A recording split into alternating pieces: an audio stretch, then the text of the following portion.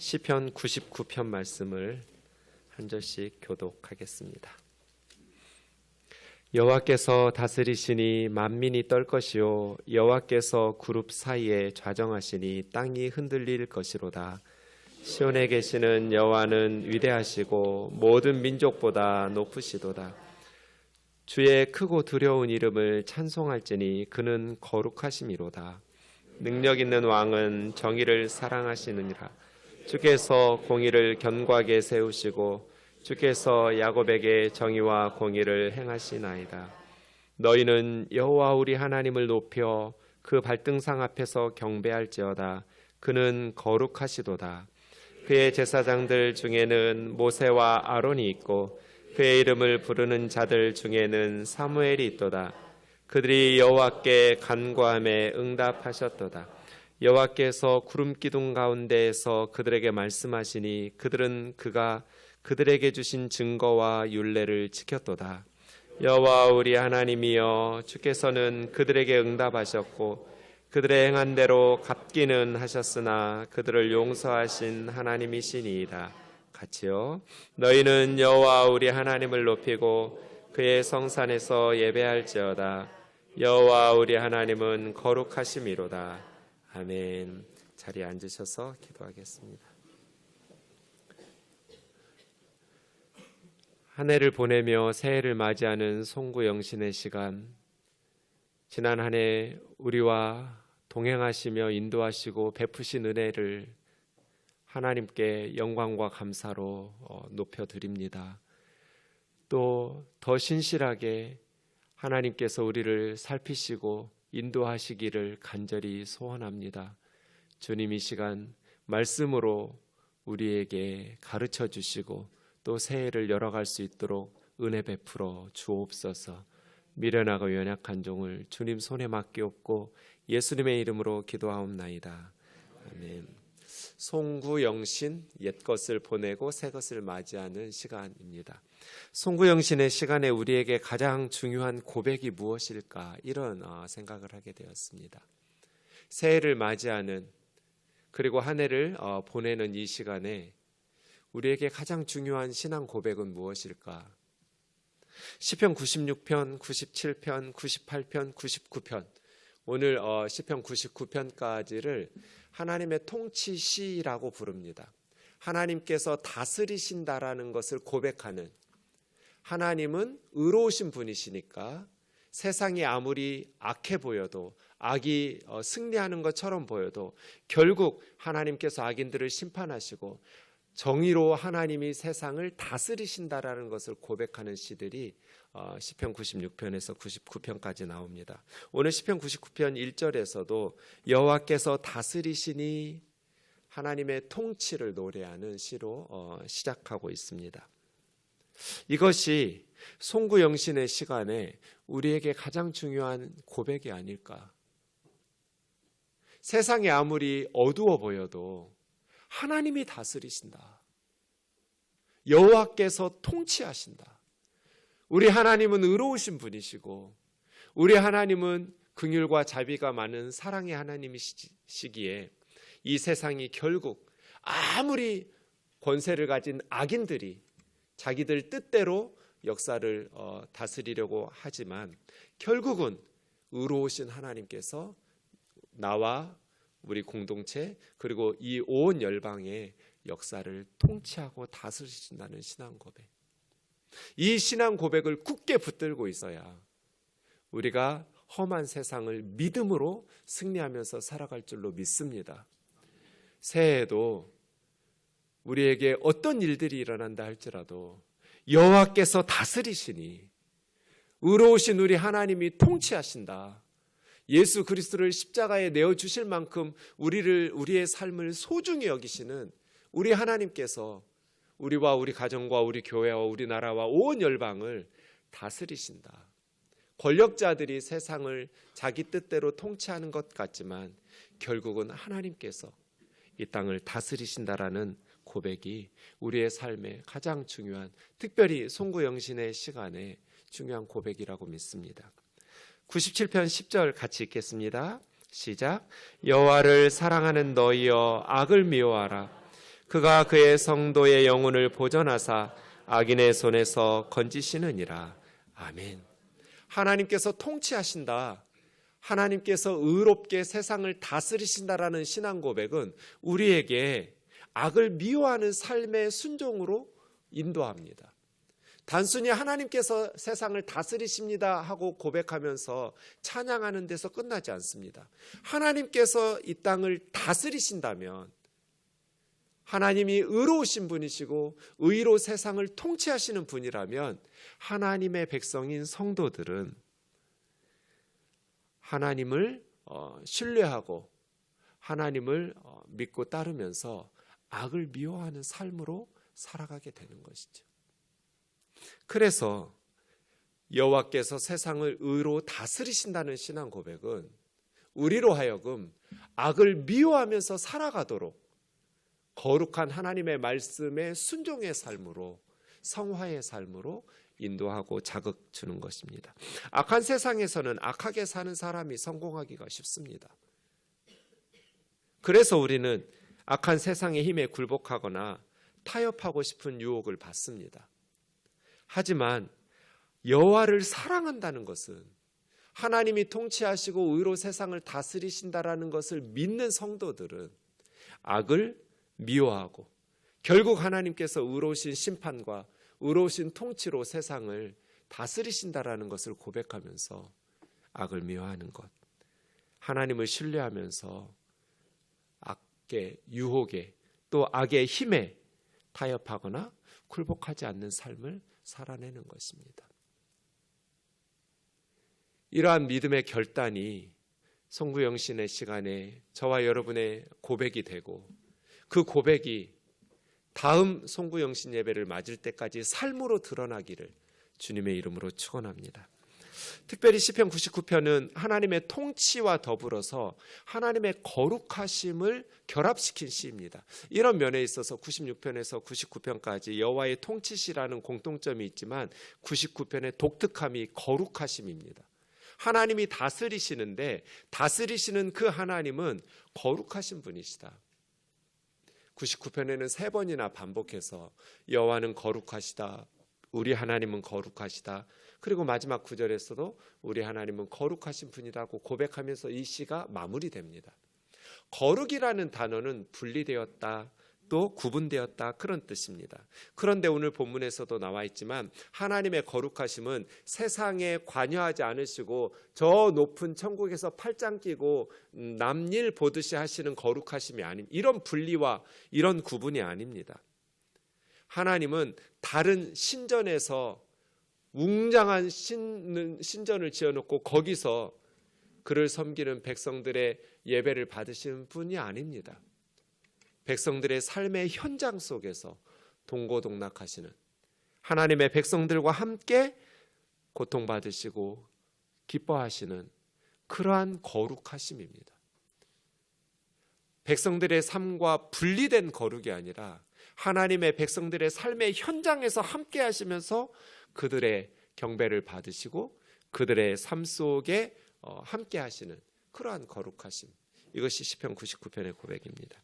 1절부터 보겠습니다. 여호와께서 다스리시니, 하나님께서 통치하십니다.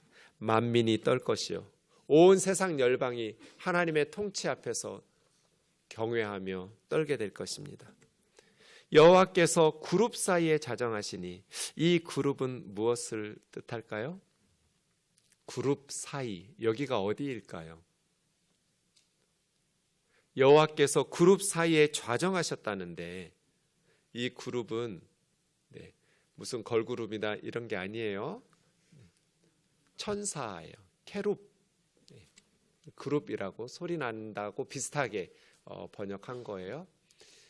그러니까 천사들 사이예요.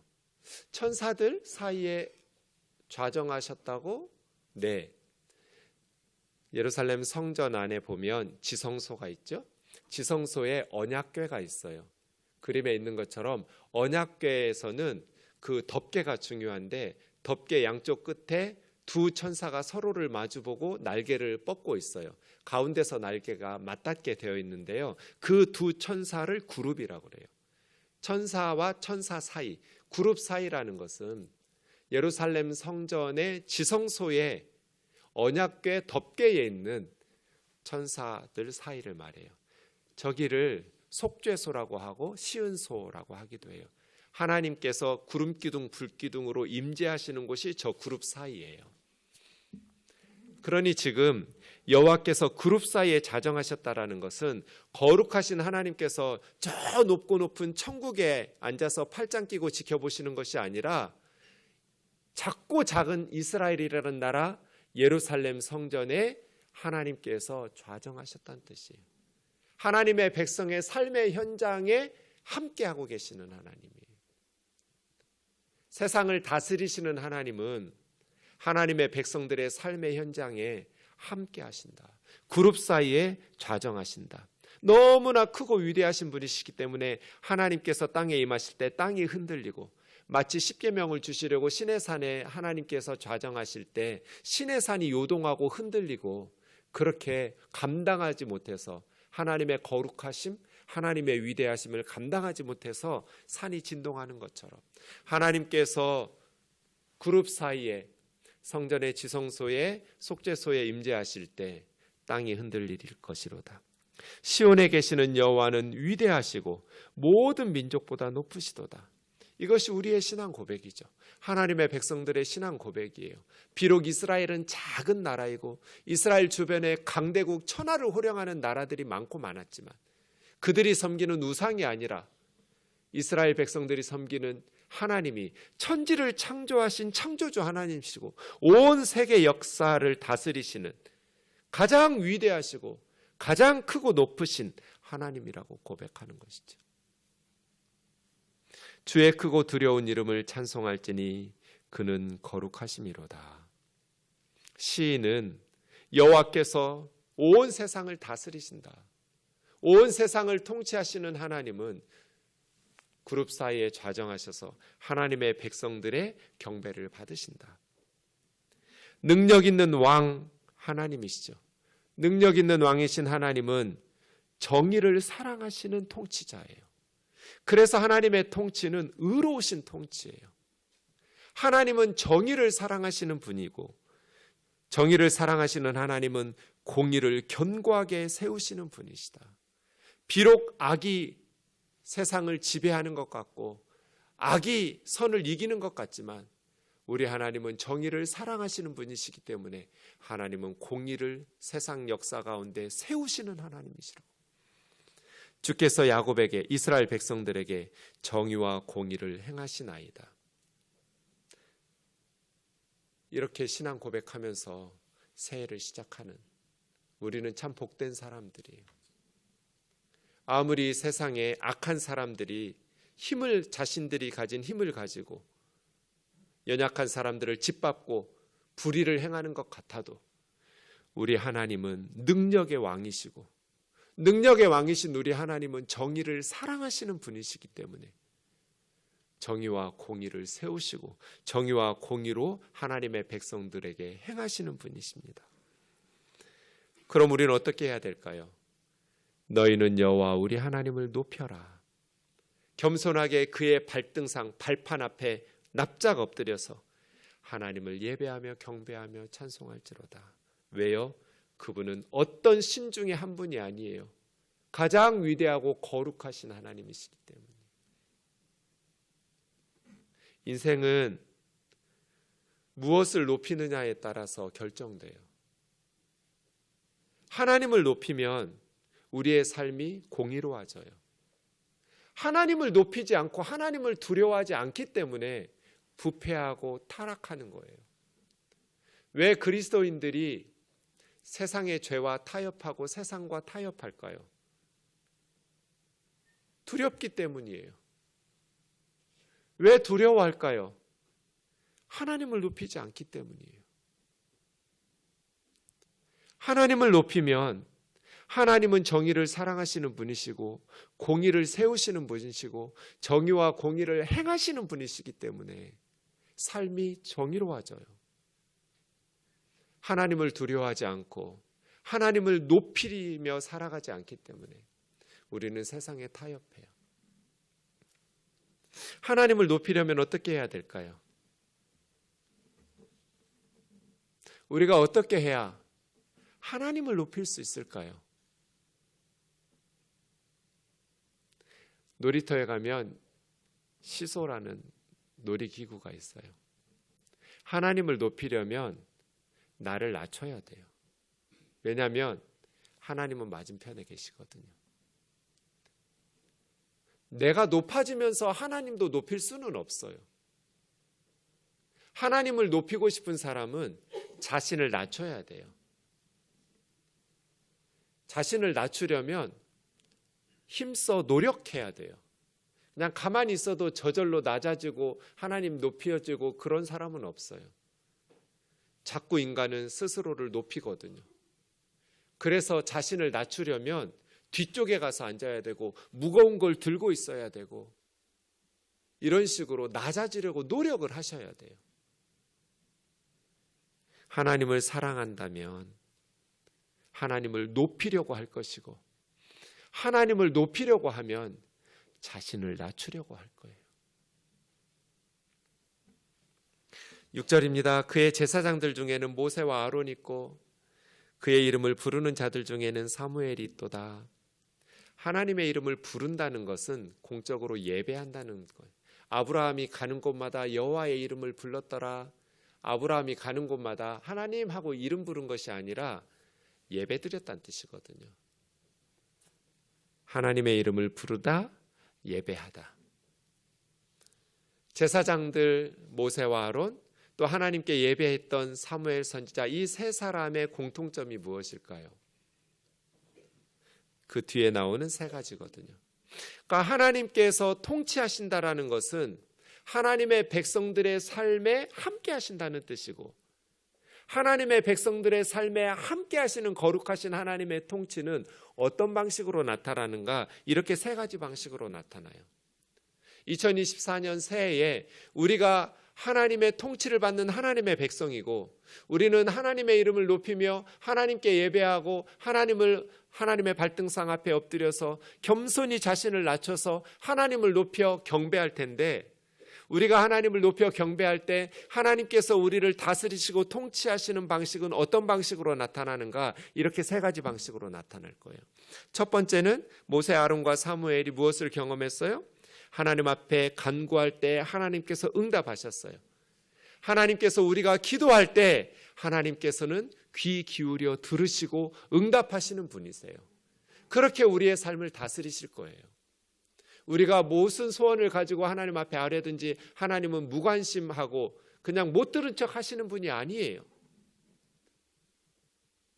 자녀들이 부모에게 무엇인가를 요구할 때 대충 흘려듣는 부모가 없어요. 귀담아 듣죠. 우리 아이가 무엇을 간절히 원하는지, 우리의 삶에 무엇이 힘겨운 것인지, 무엇을 하기를 원하는지. 하나님도 마찬가지죠. 하나님께서 우리를 다스리신다라는 것은 하나님께서 우리가 간구할 때 들으시고 응답하신다는 거예요. 2024년 하나님 앞에 성령 안에서 무시로 깨어 기도하는, 쉬지 말고 기도하라 라고 말씀하신 하나님의 말씀에 순종하여서 하나님의 다스리심, 하나님의 역사하심이 풍성히 열매 맺는 복된 새해가 되기를 주의 이름으로 축원합니다. 하나님은 우리의 기도에 응답하심으로써 다스리세요. 그래서 우리는 모든 사람들을 위해서 기도해야 돼요. 믿지 않는 세상 사람들은 하나님 앞에 기도하는 우리의 기도 덕분에 사는 거예요. 제가 늘 말하잖아요. 삼성이 위태해 보여도 괜찮을 거다. 우면동 교회 옆에 있기 때문에. 제일 중요한 R&D 센터, 연구개발센터거든요. 저는 에브리데이 기도해요. 눈에 보이니까요. 출퇴근하면서 날마다 기도해요. 삼성을 위해서. 그런데 가다 보니까 KT도 있고 LG도 있어요. 우리 집 앞에. 새 회사는 망하기 쉽지 않아요. 성도들이 날마다 기도하는데 망하는 걸 기적이라고 그래요. 어지간해서 망하지 않을 거예요. 새해 우리는 모든 통치자들과 모든 세상 사람들을 위해서 기도해야 돼요. 하나님은 우리 기도에 응답하시면서 세상을 다스리시는 분이세요.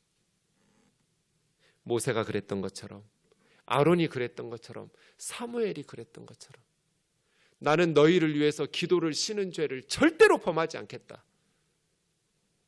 이것이 송구영신의 부모들의 다짐이고 맹세였으면 좋겠어요. 우리 아이들을 위해서, 내가 너희를 위해서 기도를 쉬는 날은 하루도 없을 것이다. 그런 부모를 만난 자녀들은 복된 자녀예요.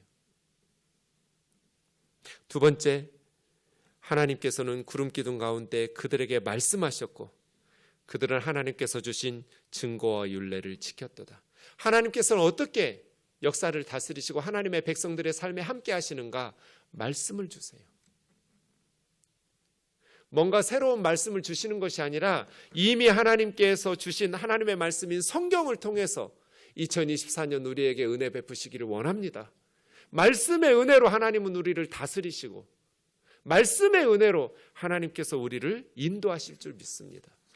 하나님은 성경의 말씀을 통해서 우리에게 말씀하실 거예요. 하나님께서는 말씀을 통해서 우리에게 다스리시고 함께 하실 거예요.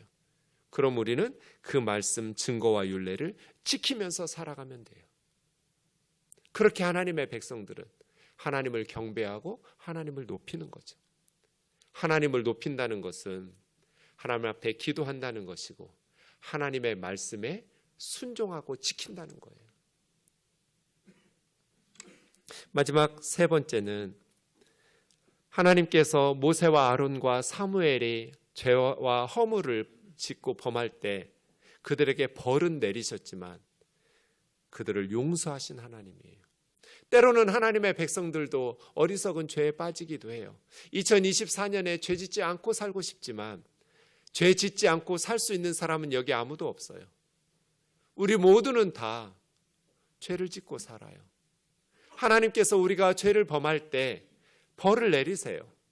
하지만 하나님께서 우리에게 벌로 끝나지 않고 우리를 용서하시려고 예수 그리스도를 십자가에 내어주셨어요. 그래서 우리는 때로 어리석은 죄와 허물 가운데 넘어질지라도 하나님께서 벌은 내리실지 모르지만 하나님께서는 용서하시는 하나님이라는 믿음과 고백이 있어야 돼요. 하나님은 내 죄를 용서하신다. 내 죄를 용서하기 위해서 예수 그리스도를 십자가에 내어주셨다. 하나님은 하나님의 백성들을 어떻게 다스리시는가? 정의와 공의로 다스리세요. 그래서 하나님의 백성들이라 할지라도 행한 대로 갚으세요. 벌을 받아요. 그러나 하나님께서는 하나님의 백성들을 용서하시려고 그의 아들 예수 그리스도를 세상에 보내주신 분이에요.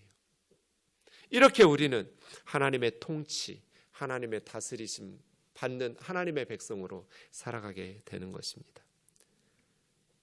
정리하자면 거룩하신 하나님은 모세와 아론과 사무엘의 기도에 응답하셨어요. 그리고 말씀을 주셨어요. 죄에 대해서 벌하셨지만 용서하셨어요. 동일하게 우리에게도 다루시고 하나님께서 통치하실 거예요.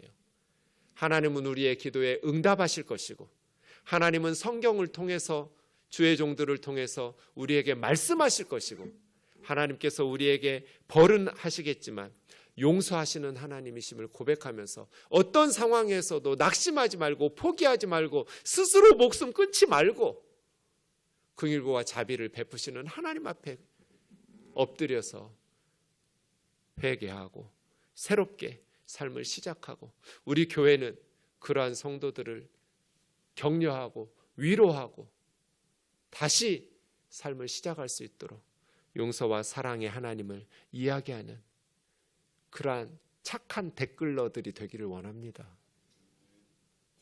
사람을 살리는 사람들. 하나님은 정의로우신 분이시지만 사랑이 넘치시는 하나님이시다. 벌하시지만 용서하시는 하나님이시다. 그래서 이 시의 마지막 결론은 9절입니다. 같이 읽겠습니다. 시작. 너희는 여호와 우리 하나님을 높이고 그의 성산에서 예배할지어다. 여호와 우리 하나님은 거룩하심이로다. 아멘. 너희는 여호와 우리 하나님을 높이고 그의 성산에서 예배할지어다. 2024년 인생은 무엇을 높이고 누구를 높이느냐에 따라서 달라지잖아요. 학벌을 높이는 사람은 목숨 걸고 거기에만 집중할 거예요. 돈을 높이는 사람은 목숨 걸고 돈에만 집중하는 2024년 살 거예요. 그러나 모든 삶의 과정, 모든 삶의 순간들 하나님을 높이기를 원하는 사람들은 하나님을 높이는 데 집중하면서 2024년을 살아갈 거예요. 우리 우면동 교우들은 어디서 무엇을 하든지 하나님을 높이는 복된 새해를 살아가기를 주의 이름으로 축원합니다.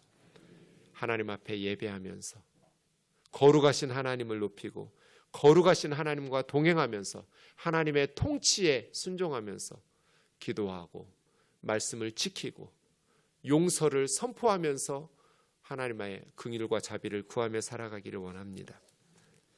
하나님께서 우리에게 2024년을 왜 주셨을까요? 하나님을 높이라고 주셨을 거잖아요. 거룩하신 하나님을 높이자. 사도 바울이 고백하듯이 사나 죽으나 내 몸에서 그리스도가 존귀하게 되기를 원한다. 2024년 끝까지 우리가 살아있을지 모르겠지만 사나 죽으나 내 생명 다하는 주님 부르시는 그 순간까지 하나님을 높이는 복된 인생 살아가기를 원합니다. 저 플라스틱 접시는 저희 집에서 제가 사진 찍어 온 건데요. 아마 제일 오래된 그릇 같아요. 저희 집에 있는 정말 오래된 우리 아이가 태어나기 전부터 있었던, 그러니 30년도 더 된, 제가 제일 많이 사용하는, 매일 사용하는 너무 그냥 플라스틱 접시예요. 저는 쟤를 볼 때마다 저 같아서 버릴 수가 없어요. 디모데후서 2장 20절 21절 같이 읽겠습니다. 시작. 큰 집에는 금 그릇과 은 그릇뿐 아니라 나무 그릇과 질 그릇도 있어 귀하게 쓰는 것도 있고 천하게 쓰는 것도 있나니 그러므로 누구든지 이런 것에서 자기를 깨끗하게 하면 귀히 쓰는 그릇이 되어 거룩하고 주인의 쓰임에 합당하며 모든 선한 일에 준비함이 되리라. 아멘. 금그릇 되고 은그릇 되면 좋겠지만 금그릇 되고 은그릇 안 되어도 좋으니까 깨끗한 그릇 돼서 하나님께서 귀하게 쓰시는 그릇, 하나님께서 마음 편하게 쓰시는 그릇. 아무개야 저기 좀 가서 나를 높여라. 아무개야 저 일을 하면서 저곳에서 나를 좀 높여라. 하나님께서 저와 여러분을 마음껏 쓰시는 깨끗한 그릇 되는 2024년 되기를 주의 이름으로 축원합니다.